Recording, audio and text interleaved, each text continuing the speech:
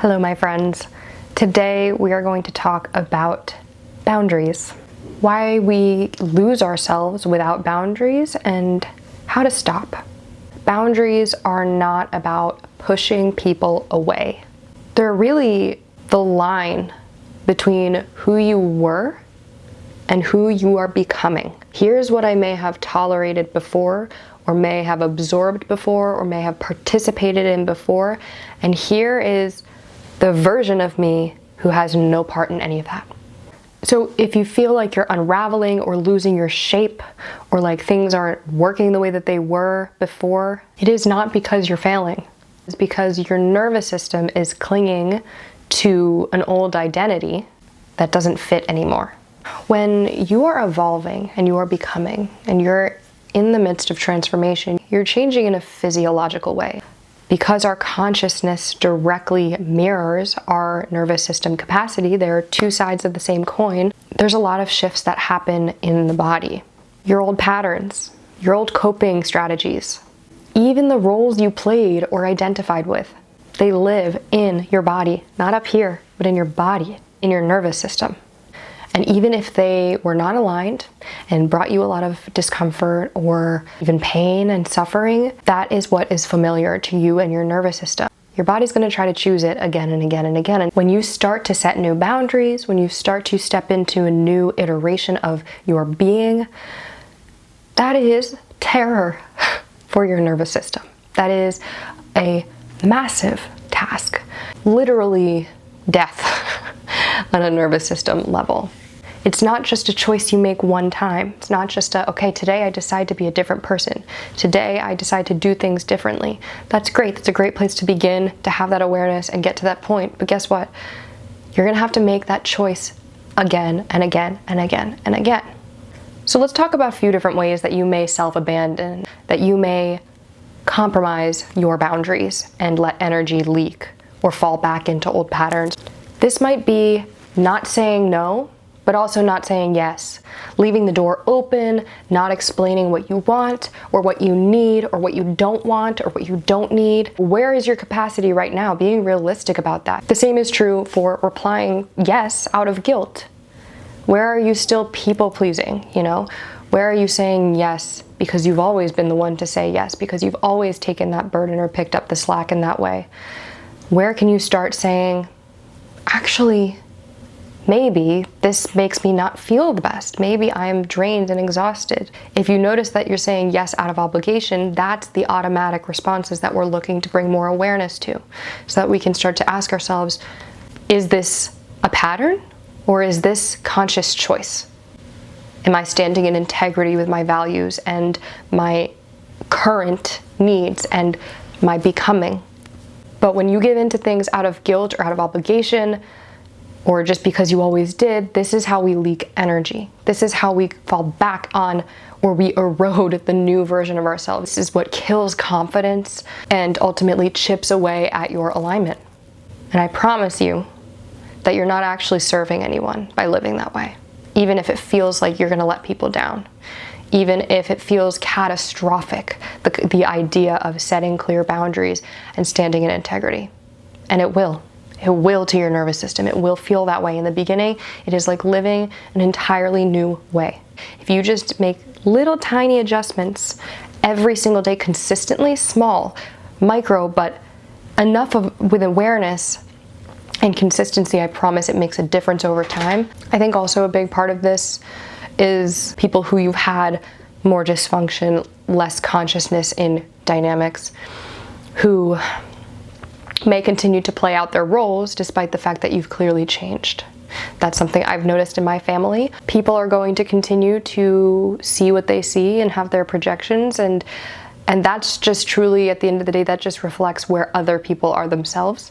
Because again, we can only see the world and each other at the capacity that we see and understand ourselves. And so that's something you definitely have to also keep in mind, is like, keep showing up in integrity, keep being clear and consistent about who you are, over time, people will know, people will see. And even if people do unconsciously slip into their own patterns that may or may not have or still affect you, it's just going to be more and more obvious to any single person, including themselves.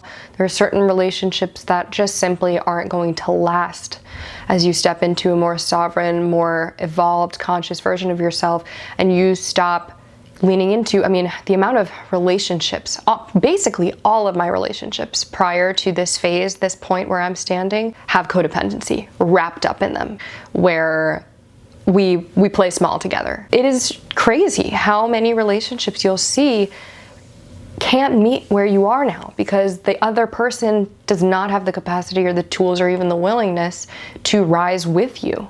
And it becomes a clear wedge in the relationship. It does start to get a bit lonelier because there are just fewer and fewer people who are really truly going to see you for, and meet you. And not even just see you, but meet you where you are.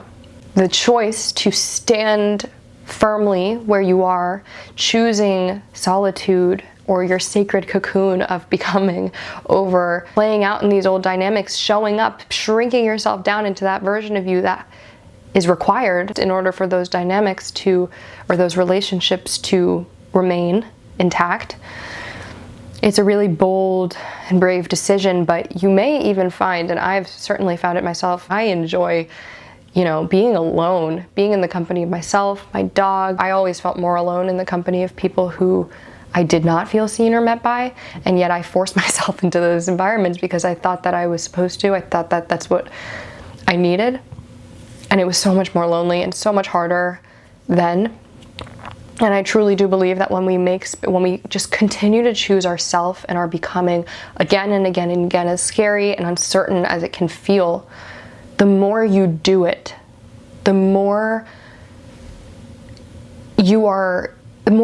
confirmation you receive. Things do shift faster than they may seem. And although this is definitely for me a period of more solitude and quiet, I also am focused on what matters most, in my opinion, in life, and being present and, focusing on the little things and going deeper. I think that's the other thing, is kind of going deeper into myself, going deeper into all these patterns and dynamics. So boundaries ultimately are not about the other person, they're about you. They're about you holding yourself, creating the guardrails and the structure or the foundation to who you're becoming, so it doesn't just fall apart the second something comes in and triggers old patterns or old perception or limiting beliefs or whatever it is. Creating a container for your becoming and choosing to pour into that space over and over again instead of the others. And it's going to be a conscious choice, and it's going to be, the healing journey really is that fork in the road again and again. Purpose in life is aligned with this path. Truth. You're becoming. That's why you're here. This is the path. So I just want to kind of reframe how we view boundaries. They're not about being rigid or cold or shutting people out with hard lines or putting people in their place necessarily directly. Although when you choose yourself and you're becoming, it is gonna, be uncomfortable for other people, but that doesn't mean you need to or should be unkind or aggressive or hostile. But you can be truthful and you can stand in your truth firmly, being aware of where you end. This is the line. I see all your baggage. It's leaking. It's leaking a lot.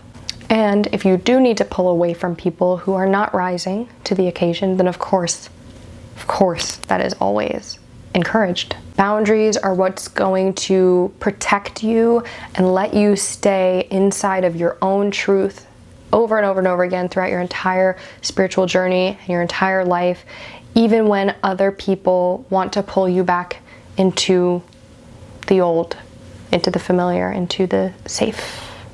So if you are in the void or in between and everything feels kind of tender and foggy and unclear and like you are falling apart or melting or sliding back into old ways, just notice start with the awareness first and foremost, and see if there's a way you can softly slide in a boundary.